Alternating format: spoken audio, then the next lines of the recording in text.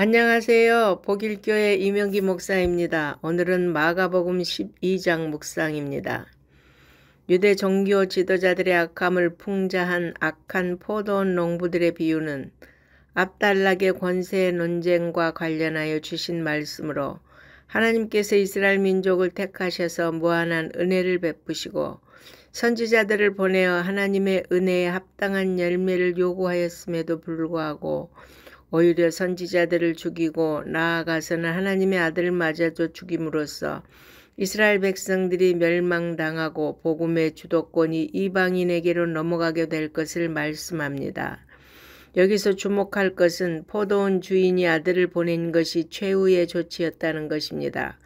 실제로 예수님을 십자가에 못 박아 죽인 이스라엘은 주 70년 로마에 의해 완전히 멸망하고 말았습니다.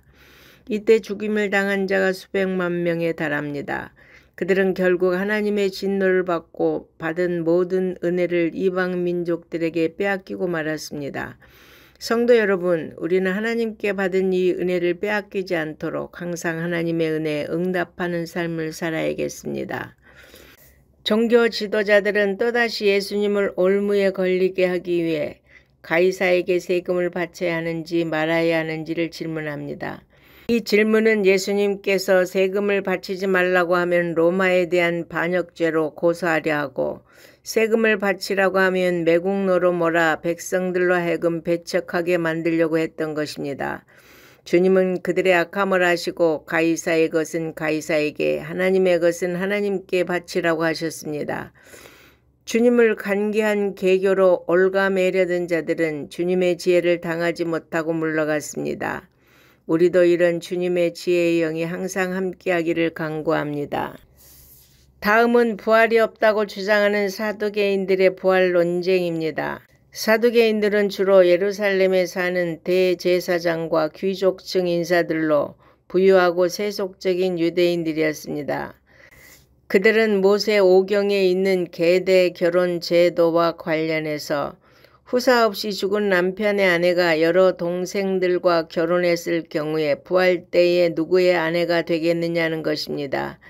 이에 주님은 결혼 제도는 오직 이 세상에만 속한 제도임을 밝혀 영적 세계에 대한 사두개인의 무지를 폭로하고 그들의 관계를 깨뜨리셨습니다.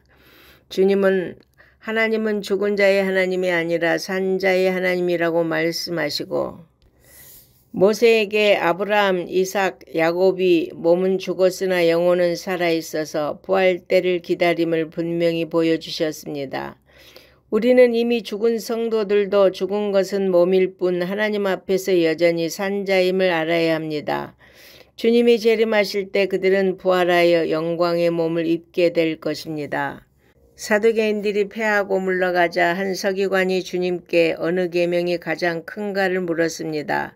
그러자 주님은 하나님을 사랑하라와 이웃을 사랑하라고 하시므로 이 두 계명이 모든 율법의 완성이라는 사실을 가르쳐 주셨습니다. 이웃사랑의 계명은 하나님 사랑이라는 기초 위에 섰을 때에야 참다운 빛을 발합니다. 그러므로 사랑이 없는 율법 준수는 종교적 형식주의를 초래할 수밖에 없다는 사실을 교훈합니다. 그리고 주님은 그리스도와 다윗의 관계를 질문하므로 그리스도가 다윗의 후손이라면 다윗이 그리스도를 주라고 했는데 논리적으로 맞냐는 것입니다. 그들에게 그리스도가 다윗의 혈통에서 나실 것은 알고 있었지만 신분적으로는 다윗의 주가 되는 신적 존재임을 가르쳐 주심으로 당신이 메시아임을 알려주신 것입니다. 그리고 두 부류의 사람, 서기관과 과부 이야기로 전자는 책망과 심판의 경고를, 후자는 주님께 칭찬을 받았습니다.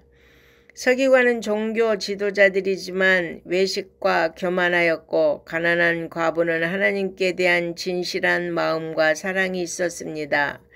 여러분, 우리도 칭찬받은 과부처럼 주님을 진실한 마음으로 섬기십시다. 아멘.